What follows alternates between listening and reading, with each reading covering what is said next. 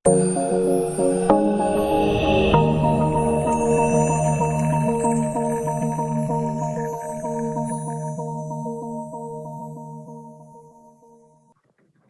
siang, kembali lagi bertemu dengan saya di mata kuliah Keamanan Komputer, eee, pertemuan ke-10, di mana kita akan membahas mengenai Securing Online Transaction. Nah, kali ini adalah video part yang kedua dari 3 part yang tersedia, ya. Kali ini kita akan mempelajari mengenai Securing Online Transaction, kemudian Choosing a Secure Online Payment Service, dan juga SSL and the padlock symbol. Ya, kita lanjut. Nah, jadi yang pertama adalah bagaimana kita melakukan pembayaran menggunakan kartu kredit ya. Credit card are still the preferred means for online purchase because of ease of use and the ability to pay the bills at a later date ya. Nah, jadi maksudnya adalah masih banyak orang yang menggunakan kartu kredit untuk pembelian secara online ya, karena kemudahan penggunaannya ya, dan juga kemampuannya dalam melakukan transaksi dan dibayarkan di, waktu yang telah lewat ya. Jadi kan memang karena fungsi kartu kredit itu seperti itu, kita bisa bayar secara cicil gitu. Nah, orang masih banyak yang menggunakan itu sampai sekarang ya. Kemudian credit cards are issued by a credit card issuing bank or credit union after verifying the user's credential. Jadi memang kartu kredit itu dikeluarkan oleh bank-bank yang memiliki fasilitas tersebut atau, perusahaan-perusahaan kredit ya, yang juga bergerak di bidang yang sama. Nah, caranya adalah mereka harus melakukan verifikasi data terhadap calon pengaju ya, terlebih dahulu. Misalnya, verifikasi alamat, verifikasi gaji, verifikasi pembayaran wajib, seperti itu cicilan sebelumnya ada atau tidak, ya, dan lain-lain. Kemudian the card user agrees to pay the card issuer the amount used for making the purchase ya. Jadi, si pemegang kartu itu setuju untuk melakukan pembayaran ya, yang diterbitkan oleh, bank-banknya secara ataupun dengan jumlah yang tertera di angka di mana mereka melakukan transaksi ya. Jadi kalau mereka misalnya transaksinya atau beli pakai kartu kreditnya 1 juta, nah berarti mereka harus melakukan pembayaran ataupun pelunasannya sejumlah 1 juta itu juga, ditambah dengan bunga dari bank tersebut. Nah, kalau bunganya itu berbeda-beda ya, satu bank dengan yang lain. Ada yang dapat promonya misalnya 0%, ada juga yang 0, sekian persen, dan seterusnya. Kemudian the cardholder indicates consent to pay by signing a receipt with a record of the card details and indicating the amount to be paid or by entering a personal identification number. Jadi disarankan memang kita menggunakan PIN dalam melakukan, segala transaksinya di kartu kredit ya. Personal Identification Number atau PIN, atau juga CVV, Card Verification Value atau CVV versi 2. Nah, itu adalah, eee, aspek keamanannya ya, aspek pengamannya jika seseorang ingin melakukan transaksi di kartu kredit ya, menggunakan kartu kredit. Kemudian types of credit card fraud ya, kecurangan-kecurangan yang ada di kartu kredit ya. Yang pertama adalah kartu kredit, eee, kecurangan melalui email ya. Email yang berisi pembelian-pembelian palsu yang fake gitu. Jadi the offender gathers information about a card holder and send a request to the bank for a new or replacement card ya. Jadi si penipu atau si penawar yang mengumpulkan informasi melalui ataupun mengenai si pemegang kartu dan mengirimkan, sebuah request ke bank tersebut untuk pembuatan kartu yang baru atau, perubahan kartu yang telah ada. Jadi si penyerang itu mengumpulkan terlebih dahulu datanya, baru dikirimkan ke bank untuk diusulkan dibuat baru atau diubah datanya. Yang kedua ada skimming, ya, credit card.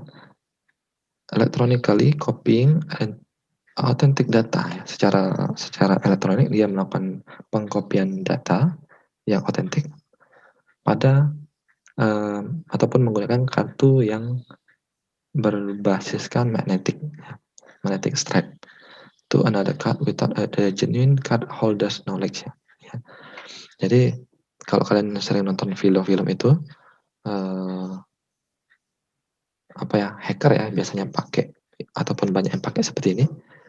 Jadi ada target, ya, target itu memiliki data yang penting. Nah, si penyerang itu ataupun si hacker-nya itu akan mendekatkan diri ke pemegang kartu dan dia juga memiliki alat tersendiri ya, magnetic stripe-nya tadi. Di mana si alat magnetic stripe-nya itu bisa melakukan duplikasi data, copy data ke hard disk di alat tersebut ya. Dengan cara tinggal didekatkan saja ke kartu yang asli ya. Nah, itu pasti dilakukan secara diam-diam ya, tidak menggunakan izin dari si pemilik kartu. Itu adalah skimming. Kemudian yang ketiga adalah chargeback fraud ya. Genuine credit card holder, jadi yang pemegang kartu yang aslinya itu menggunakan kartu untuk membeli, ataupun membayar jasa ya. Kemudian ketika pernyataan dari bank dikeluarkan, they call the bank, si penipu ini akan memanggil bank dan mengklaim bahwa mereka tidak pernah menggunakan ataupun melakukan transaksi pembelian ya. Kemudian lost and stolen card fraud, jadi card is physically stolen or lost and then used by the offender. Jadi secara fisik memang kartunya itu dicuri atau memang hilang ya. Jadi ya dapat dikatakan kartu kredit kita hilang gitu ya, kecurangan itu. Nah, dampaknya apa kalau kartu kredit kita hilang? Jika kita tidak memasang PIN di situ, si si penipu yang mendapatkan kartu kreditnya itu bisa melakukan transaksi secara bebas karena tidak ada PIN. Nah, nanti tagihannya akan masuk ke kita karena dianggap kita yang melakukan transaksi. Itulah kenapa, PIN dalam kartu kredit itu adalah sangat penting. Atau juga kita bisa langsung telepon ke call center-nya dan minta untuk blokir kartu kredit ya. Kemudian card not present, CNP fraud. An offender obtains credit card detail ya. Jadi si penawar itu mendapatkan detail dari kartu kredit kita dan kemudian melakukan pembelian atau transaksi barang dan jasa melalui internet ya, atau melalui telepon, fax ataupun email ya. Jadi entah bagaimana cara dia untuk mendapatkan datanya, kemudian dia melakukan transaksi pembelian menggunakan data yang kita punya, walaupun tidak memiliki, kartu kredit kita secara fisik. Kemudian cash machine fraud ya. The offender tampers with the cash machine and then tricks the user into entering the PIN in their presence. Nah, jadi yang kayak gini memang, hampir sama metodenya dengan yang penipuan di ATM menggunakan kartu debit. Jadi, apa ya, entah dia kotak-atik mesin ATM-nya itu ya, kemudian, dia pura-pura bagaimana caranya nanti tampilan di ATM-nya itu ndak bisa dilanjutkan atau transaksinya gagal dan seterusnya. Kemudian dia akan meminta kita untuk, memasukkan PIN di di hadapannya dia ya. Jadi dia secara langsung akan melihat PIN yang kita ketikkan tersebut. Nah, nanti, kan itu kan kartunya ndak bisa keluar lagi ya. Nah, jadi setelah kita pulang baru kartunya itu dikeluarkan sama dia dan bisa dipakai sama dia karena dia sudah tahu PIN-nya kita. Kemudian shoulder surfing. Dia vendor oversees the user entering PIN at the machine ya.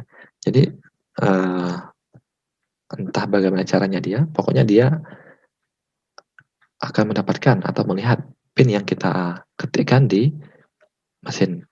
Entah menggunakan kamera, entah dia mengintip dan seterusnya. Itulah kenapa kita harus menutup menutup area pengetikan itu dengan tangan kita ataupun dengan yang lain ketika kita mengetikkan PIN di mesin tersebut. Kemudian yang selanjutnya adalah identity theft.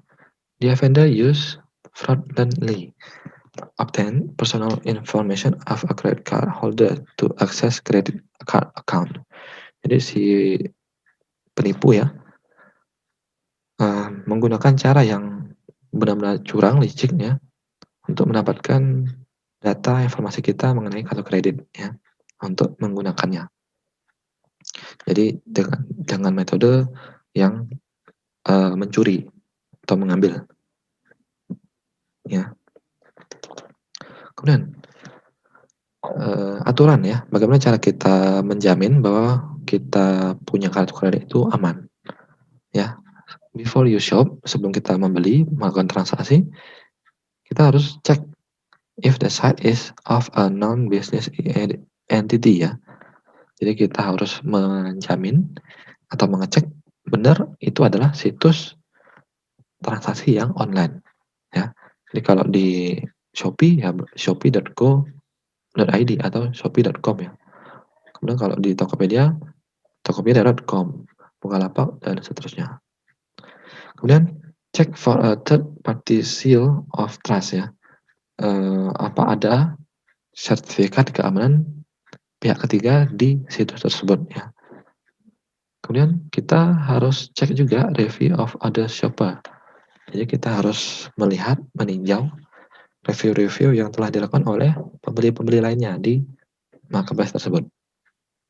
Kemudian review the privacy statement. Jadi kita harus meninjau kembali setelah kita lihat hasil reviewnya. Kemudian yang kelima, the use only one credit card for all your online purchase. Jadi disarankan kalau kita mau pakai kartu kredit, ya pakai kartu kredit itu saja. Jangan kita pakai gonta-ganti kartu kredit ya. Kemudian keep records of your online transaction.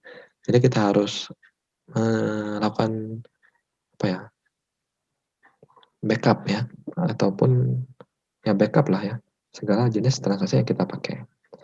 Nah, secara umum atau gampangnya, segala transaksi yang kita gunakan itu sudah terrecord atau terbackup di email dan akun marketplace yang kita punya ya. Kemudian yang ketujuh, do not share your credit card information and with anyone. Jangan sekali-sekali untuk men-share informasi kartu kredit yang kita punya ke siapapun itu.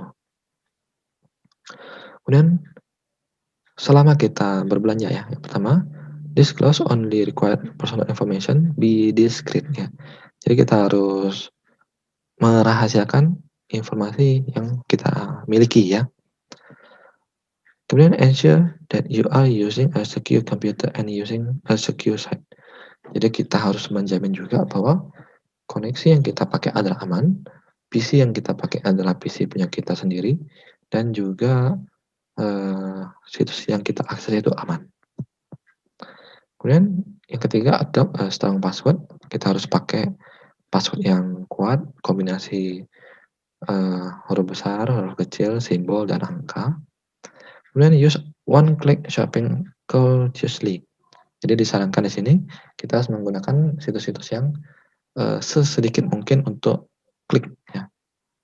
Jadi memang pada zaman ini, tahun 2011 ini, itu fraud-fraud untuk klik itu memang sangat banyak ya. Tapi di saat ini setelah ada m-banking itu token-token nggak perlu lagi.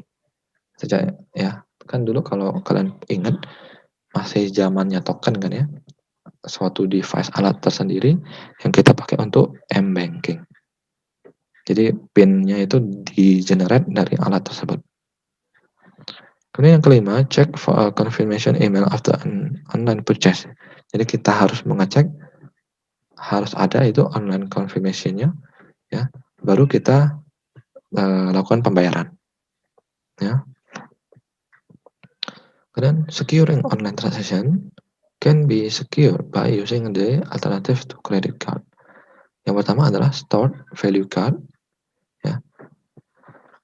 Eee, stored value card ini adalah sebuah kartu yang berbahan plastik dengan monetary value encoded in the magnetic strip.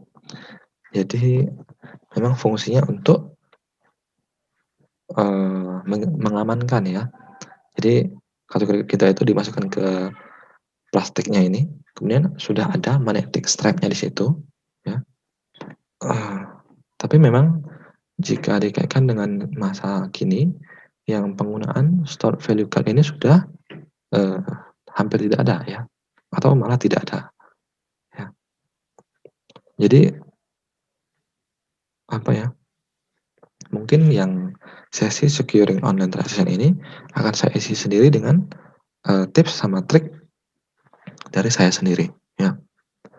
Nah, yang pertama itu, kalau kalian mau pakai kartu kredit, itu kan, eee, aksesnya itu kan sudah tersinkron dengan aplikasi m-banking yang kita punya.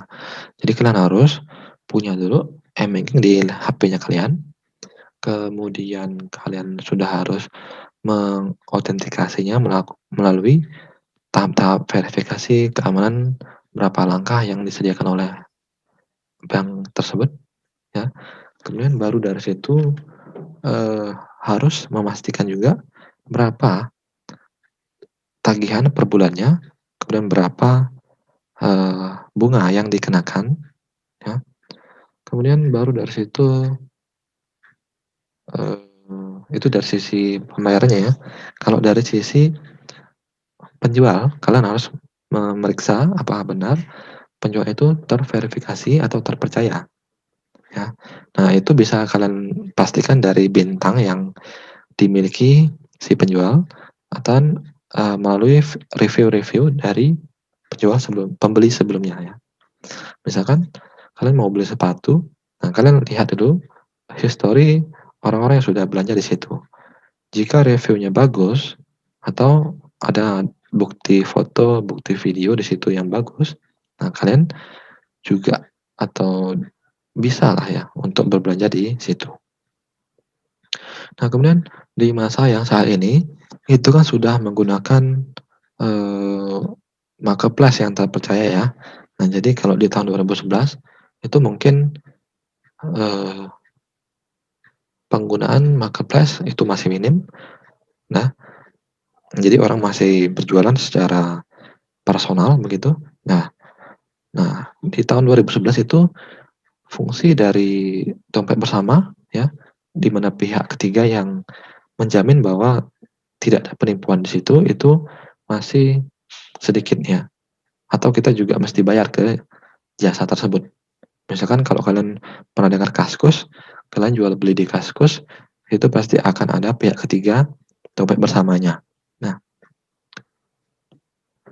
nah, untuk yang masa kini di Shopee, di Tokopedia, itu sudah menggunakan fitur dompet bersama. Ya, jadi kalau barang yang belum sampai ke penjual, ke pembeli, ya, itu dana tidak akan diteruskan ke penjual. Demikian juga sebaliknya, jika kita tidak konfirmasi, barangnya sudah sampai atau belum selama kurang lebih 3 hari, secara otomatis akan diteruskan ke si penjual. Nah, jadi sama-sama menguntungkan pembeli dan penjual untuk fungsi dompet bersama tersebut. Nah, jadi di masa kini kita sudah tidak perlu takut lagi akan penipuan, ya. Karena kita bisa klaim jika barang yang datang itu tidak sesuai atau barangnya sama sekali tidak datang, ya. Setelah itu kita juga bisa melakukan pengecekan, eee, posisi dari paket yang kita beli melalui fitur tracking resi ekspedisi, ya. Oke. Nah, untuk yang e-wallet itu kan sudah banyak, ya, misalnya kan di Shopee itu ada Shopee Paylater atau Shopee Pay. dan ada OVO juga misalnya di tempat-tempat lain atau ada Dana dan seterusnya. Nah, itu juga, salah satu, eee, moti bukan motivasi ya, inovasi dari marketplace tersebut, di mana kita tidak perlu lagi untuk melakukan transaksi secara ataupun menggunakan m-banking. Jadi kita tinggal top up ke saldonya di e-wallet itu, ShopeePay, Shopee PayLater, OVO, dan seterusnya. Terus kalau kita mau transaksi, kita tinggal potong saldo dari e-wallet tersebut, ya.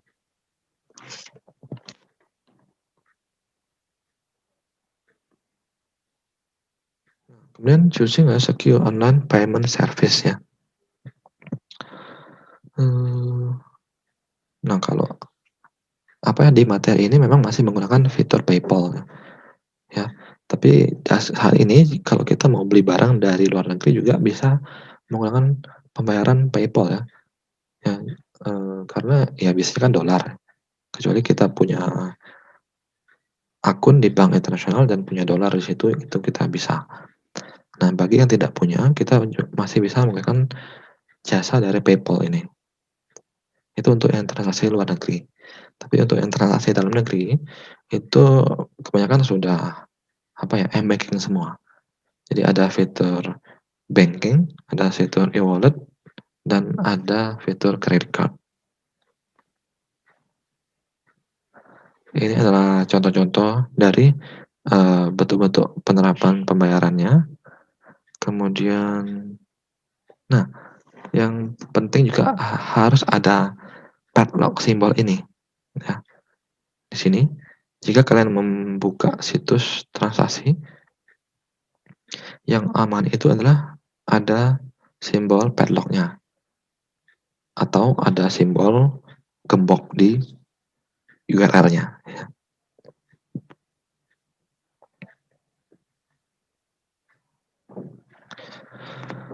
Nah, padlock itu didapatkan dari SSL ya. Eee, apa yang ditampilkan oleh si SSL ini ya. Yang pertama adalah domain name dari si perusahaan, domain name URL-nya itu ya. Kalau Tokopedia berarti tokopedia.com, kalau Shopee, shopee.com, dan seterusnya. Kemudian details of the certification authority that issues the certificate. Jadi kalau kita atau kalau situsnya itu sudah punya SSL, itu pasti ada sertifikat keamanannya, ya. Nah, detail dari sertifikat keamanannya itu, akan ditampilkan di SSL ini, ya. Kemudian expiration date of the certification juga batas kadaluarsa dari sertifikat keamanannya itu. Kemudian name and address of the company. Kemudian juga menampilkan nama, alamat dari perusahaan penyedia sertifikat itu, ya. Oke, sampai di sini dulu untuk part yang kedua. Kita lanjutkan ke part yang berikutnya. Sampai jumpa.